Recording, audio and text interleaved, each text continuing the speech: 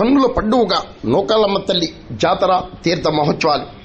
పోటెత్తిన భక్తులు.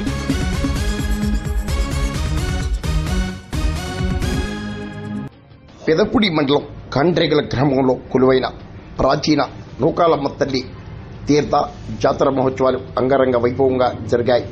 ప్రతి ఏటా కొత్త అమావాస్యను పురస్కరించుకుని అమ్మవారికి తీర్థ జాతర మహోత్సవాలను నిర్వహిస్తున్నట్లు స్థానిక నేతలు, కమిటీ సభ్యులు తెలిపారు. ఆలయ ఈవో శివబాబు ఆధ్వర్యంలో భక్తులు అమ్మవారిని దర్శించారు. స్థానికులు, గ్రామస్తులు పెద్ద ఎత్తున మజ్జిగ, బెల్లం పానకం భక్తులకు అందించారు. దేవాదాయ శాఖ మాత్రం కనీసం వాటర్ ప్యాకెట్లు కూడా సరఫరా చేయలేదన్న ఆరోపణలు ఎల్లువెత్తాయి. మహిమాన్విత శక్తి ప్రదాతగా ప్రసిద్ధి చెందిన నూకాలమ్మ తల్లిని మీరు దర్శించండి.